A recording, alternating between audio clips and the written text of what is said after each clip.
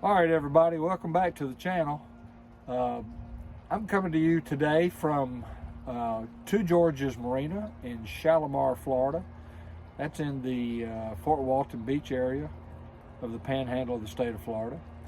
So we've made a lot of movement since the last video I put up a couple of weeks ago, and I'll show you all that. We went from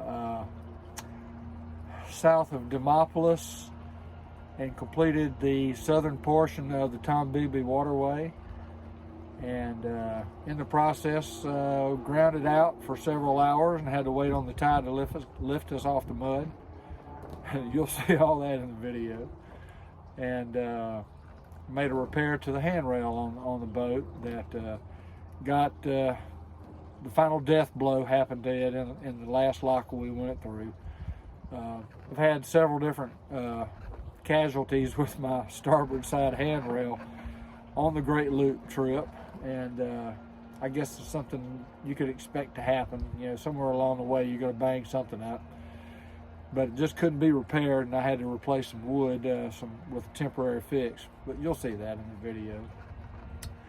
And we've had a great time. We made it all the way down to the Dog River Marina, and in the Grand Mariner Marina on the Dog River, south of Mobile, I should say. And hope you enjoy this video, and leave a comment if you have something you want to add. But oh, I'll also say this: in this video, there's some neutral, I'll just call it neutral, comments about one of our destinations that has recently been the subject of some ridicule and I think some pretty unfair comments toward them. And I'd like to try to set that straight, and that's over a destination called Bobby's Fish Camp. When I made the recording that you see, there was a fresh comment on the Great Loop page on Facebook about how ugly the person that made this comment perceived the owner to be. And I get in there the next day and spent 2 nights there and had nothing but an enjoyable and a wonderful experience at Bobby's Fish Camp. I will admit it's crude. It's not the ideal destination you want to stay at, but it will be a memorable one. And if you just take the effort and make the time to get to know the owner and talk with him, you'll find your experience to be very pleasurable there. And that's my take on it. That's my cut on it. I'm not digging at anyone that says anything different, but that was my take on it. And he was very hospitable. He invited us in on a cold, rainy night to watch the football game with him and some of his local friends. And we had a great time just watching the Alabama-LSU football game that night. Anyhow, like I said, that's my take on it. And I wanted to just make that comment and put it out there. But to each his own. Enjoy the video and leave a comment if you like. Thanks. Well, it's Friday morning, and it is 8 o'clock on the 4th of November, and here we are. We're cruising down the Tombigbee waterway. We're headed to Bobby's Fish Camp.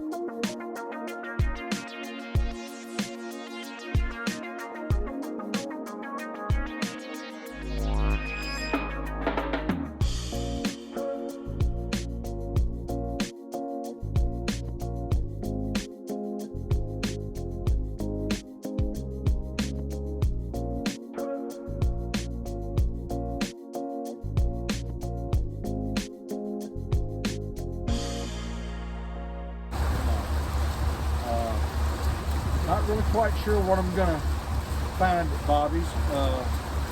In years past, it was a must stay at marina if you're doing the loop. And I guess COVID kind of put the hurt on them. They had to close the restaurant that is associated there with Bobby's Fish Camp, that was famous for the fried catfish meal. And they have not reopened it, at least that I know of, they have not. So we're going to miss out on the catfish meal. And lately there's been some really critical reviews about the new ownership of Bobby's. I think it's being managed or owned now by a relative of the family. Someone in the family that owned it died. And it was either the husband of the couple or the wife of the couple, I don't know.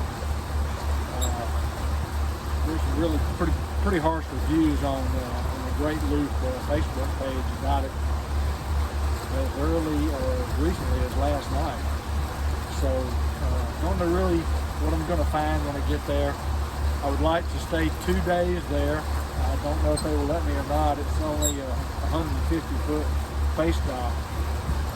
And the reason I'd like to stay 2 days is that tomorrow is supposed to be a pretty stormy day in this part of the state of Alabama, from I-65 over to the state line of Mississippi. And that's right where Bobby's Fish Camp is. It's about 100 miles north of Mobile.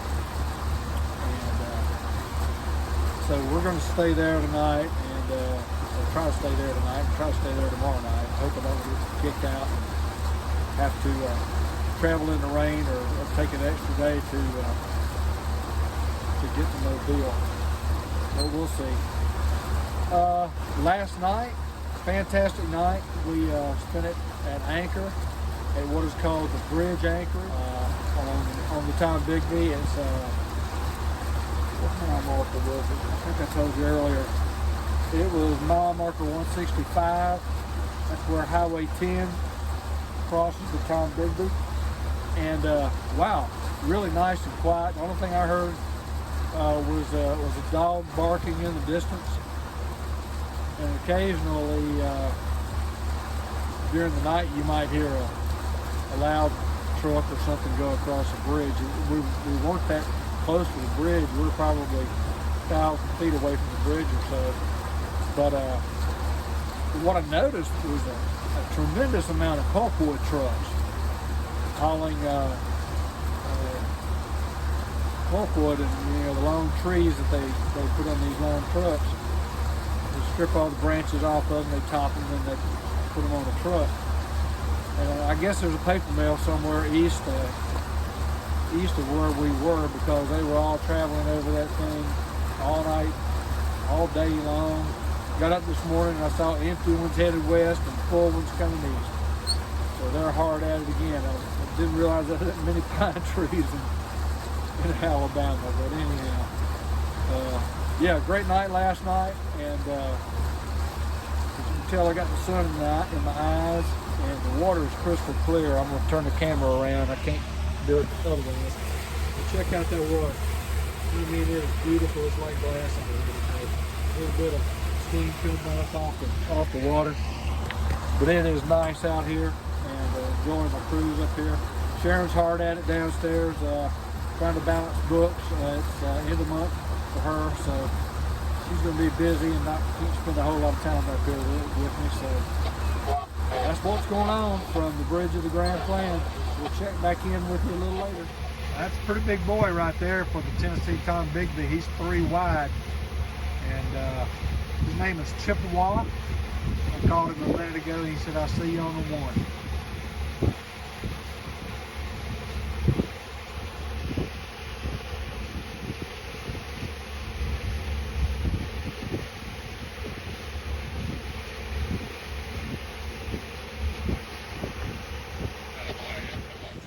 Here we are at Bobby's Fish Camp in Silas, Alabama. This is the only marina between Demopolis and Mobile, and there's a storm coming, so everybody's trying to get in here. We've got room for 4 boats on the dock. Art and I got here yesterday, and so we're tied to the dock with power, and everybody else is tied onto the boats that are on the dock. So we're gonna be rafted up 3 wide, and they started coming in, and everybody goes into action. And there was, in the rain, and all the loopers were out, loopers helping loopers.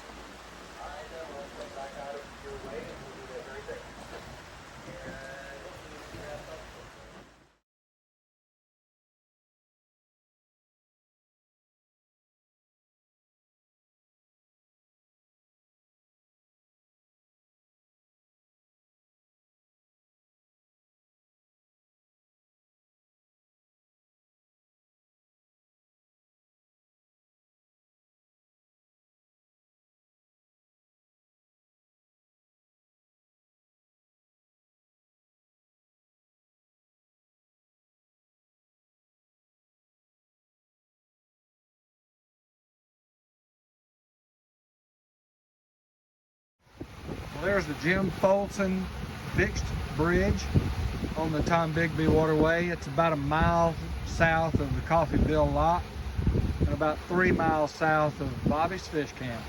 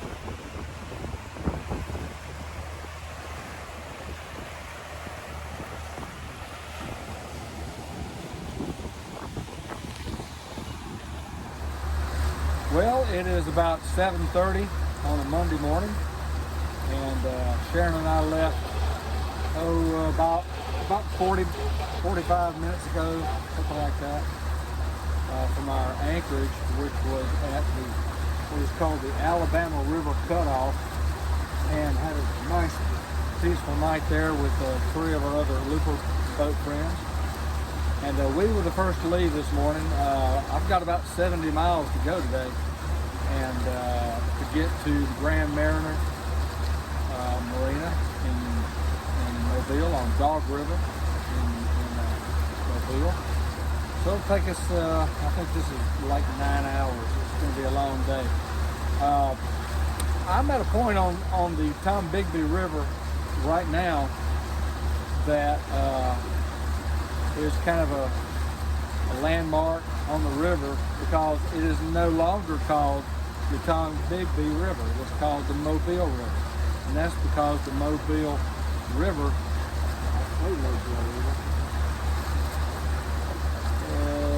the Alabama River came into the Tombigbee River right back there, and at that junction it changes names to the Mobile River. So I'm in Baldwin County now. That's getting pretty close to home, where I was raised at in South Mississippi, Baldwin County. So yeah, I'm starting to feel like home a little bit. So we'll get to the marina tonight. We're going to stay there a few nights, rest up. I've got a repair to do. We'll show you that in maybe this video, maybe later on. I don't know, but I have been the recipient of a casualty to my handrail on my starboard side of my boat. We were in a lock, and the fender ball got caught in a cavity, and it broke the handrail it was tied to. So I've got to make patchwork repair on that. And while I'm there in Mobile, my brother's going to visit. I'll try to get him to help me. I'm pretty sure he'd be happy to. So we'll try to make that repair and make it a little more safe than it is right now. You need really good handrails.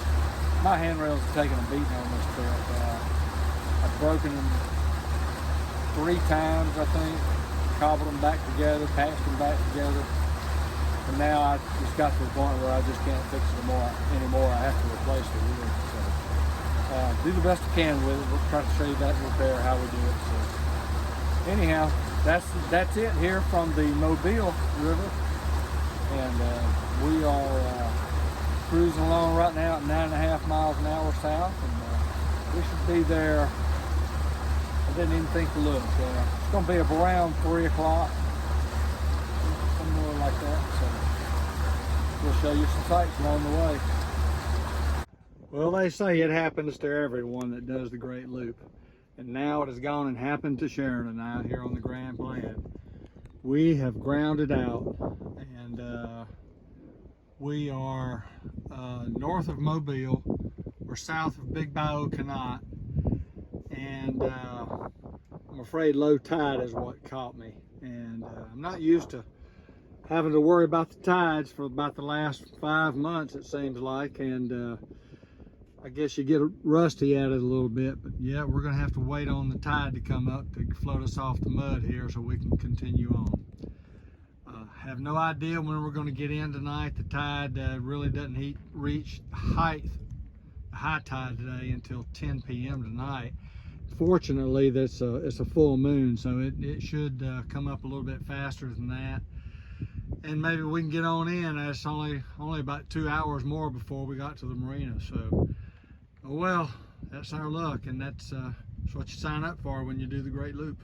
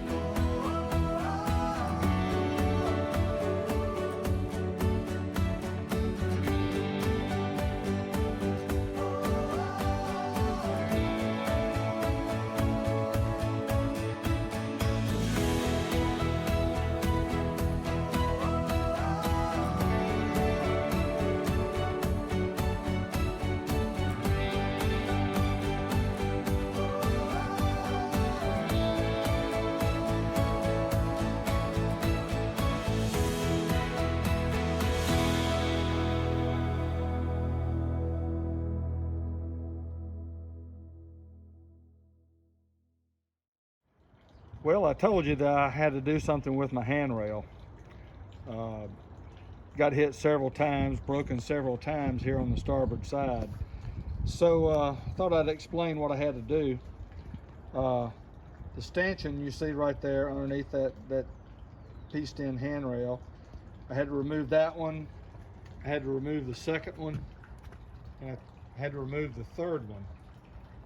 And I took the old railing off the top of it that had been broken in several different places. And the reason I took the stanchions off was that I wanted to copy the curve of the rail that it needed to be.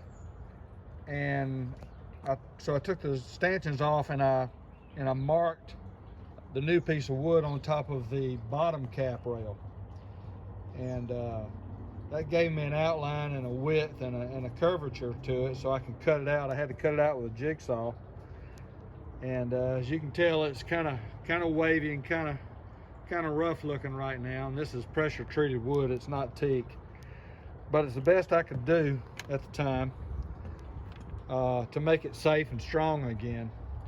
So when I get back to the home port, we finish the loop, I'll do a much better job with some much nicer wood, some teak wood, and make it match again. But yeah, sometimes you do the best you can with what you have on the loop, and that's what we did. So like I said, it's strong and safe again.